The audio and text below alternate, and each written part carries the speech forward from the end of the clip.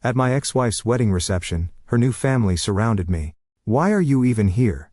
her brother sneered. "She's moved on to a real man." They all laughed and pointed. But my 8-year-old son suddenly grabbed my sleeve. "Dad, we need to go now. Something bad is going to happen. Trust me, Daddy." I nodded and started heading for the exit, then suddenly it happened. Chapter 1. The invitation I should have ignored. I wasn't supposed to be here. The only reason I'd shown up to my ex-wife's wedding reception was because of our son, Liam. He had been asked to be the ring security boy, and despite everything between his mother and me, he wanted me to see him in his little black suit and sunglasses. The venue was a luxury banquet hall, chandeliers sparkling, a string quartet in the corner, and servers gliding between tables with champagne flutes. I kept to the back, hands in my pockets, trying to blend in. That's when they came. Her new family, the groom's brother, cousins, even the father, all circling like vultures. "Why are you even here?" her brother sneered, loud enough for nearby guests to turn their heads. "She's moved on to a real man," another cousin added, smirking. Then came the laughter, mocking, sharp, designed to cut deep. I stayed silent. Years of swallowing my pride had taught me that sometimes words were wasted on people who didn't want to hear them. Then I felt a small hand tug on my sleeve. It was Liam. His face was pale, his eyes darting toward the far side of the hall. "Dad, we need to go now," he whispered urgently. "Why? What's wrong?" I asked, bending down. He swallowed hard. "Something bad is going to happen. Trust me, Daddy." The conviction in his voice sent a chill through me. I nodded, my instincts screaming. I took his hand, started toward the exit. And then, it happened. Chapter 2. The Shatter. We were halfway to the glass doors when it hit, a deafening crack. For a split second, the entire reception froze, then another crack, and the sound of glass exploding overhead as the huge chandelier above the main table came crashing down. Screams filled the hall. Guests dove under tables, champagne flutes smashing against the marble floor. The chandelier's impact shook the room, sending silverware clattering and the quartet scrambling for cover. I turned just in time to see the twisted mass of crystal and metal lying exactly where the bridal party had been sitting moments earlier. Except, my ex-wife and her new husband were still there. Blood. Broken glass. The groom clutching his arm. His white suit splattered red. My ex's perfect hair tangled with shards of crystal. Security rushed in, followed by a few men in dark suits who clearly weren't part of the catering staff. They moved with military precision, scanning the ceiling, checking exits. Beside me, Liam clung to my leg, eyes wide. "See, Daddy? I told you." Something in his voice wasn't just relief. It was knowing. And that's when I realized Liam hadn't guessed something bad would happen. He'd known. Chapter 3. Liam's Secret. Outside, the winter air bit at our faces as I pulled Liam away from the chaos. Sirens wailed in the distance. Police, ambulance, maybe even fire trucks. I crouched down to his level, gripping his shoulders. "Liam, how did you know that was going to happen?" He hesitated, chewing his lip the way he did when he was afraid to tell the truth. Then his voice came out in a whisper. "I heard them. Last night. Mom, her new husband, and some man I didn't know. They were in the kitchen. I was supposed to be asleep, but I got thirsty, so I went to get water. They were talking about how it would be poetic if you got hurt at the wedding." My heart froze. "Me? What do you mean?" Liam's eyes watered. "They said they paid someone to make the lights fall during the toast, but they didn't know where you'd be sitting. And Mom's husband said, 'Doesn't matter. If he's not there, maybe someone else will take the fall.'" I felt the blood drain from my face. They hadn't just been mocking me earlier. They'd been making sure I was in place. A slow, cold anger settled in my chest. I pulled Liam close. "You did the right thing, buddy. But now Daddy has to do the right thing too." In that moment, I knew. I wasn't going to the police yet. This wasn't just going to be about justice. It was going to be about ending them. Chapter 4. Quiet moves. I dropped Liam off at my sister Claire's house before heading back toward the reception. Not to walk in, but to watch from a distance. Paramedics were loading my ex-wife onto a stretcher. She was wailing, not from injury, but from rage. Her new husband barked into his phone, pacing like a caged animal. The man in the dark suit from earlier stood beside them, scanning the crowd with the wariness of someone who had something to hide. I didn't need to get closer. I had enough to start.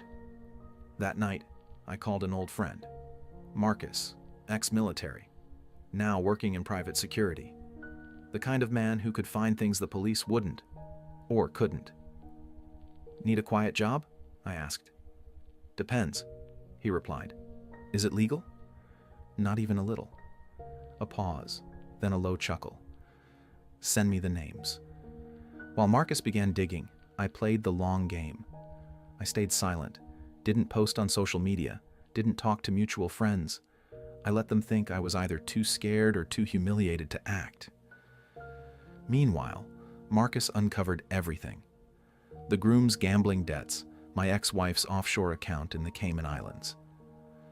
The contractor they'd hired for the chandelier job, a washed-up stunt rigger with a rap sheet longer than my arm, and the most interesting piece, they'd used the groom's company funds to pay him.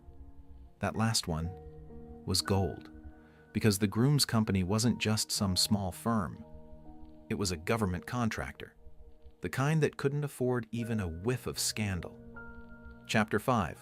Setting the trap. The key to revenge is patience and the element of surprise. Marcus's intel was a gold mine, but I didn't want to just hand it to the police. I wanted them to destroy each other. Step 1 was planting seeds. I sent an anonymous package to the groom's company's compliance department, a neat little folder with copies of offshore wire transfers, casino surveillance stills, and an invoice from our chandelier contractor. The cover letter? Review immediately. Possible embezzlement and fraud involving government funds. Step 2. I went after my ex-wife directly.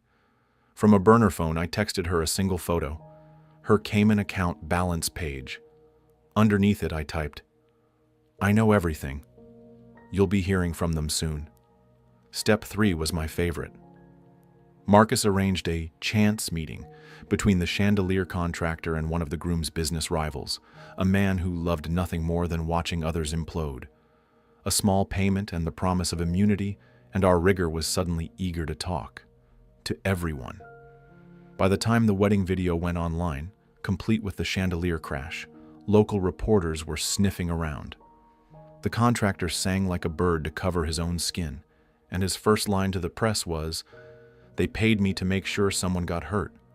The dominoes were falling exactly where I wanted them, and I was just getting started. Chapter 6. Public collapse. It started on a Tuesday morning. The groom's company's front doors were plastered with a giant under federal investigation notice. 2 unmarked SUVs idled out front. Inside, agents in windbreakers carted out boxes of files and hard drives. By noon, the story was everywhere. Local businessman under investigation for fraud, money laundering, with a blurry still image from the chandelier crash looping on every news channel.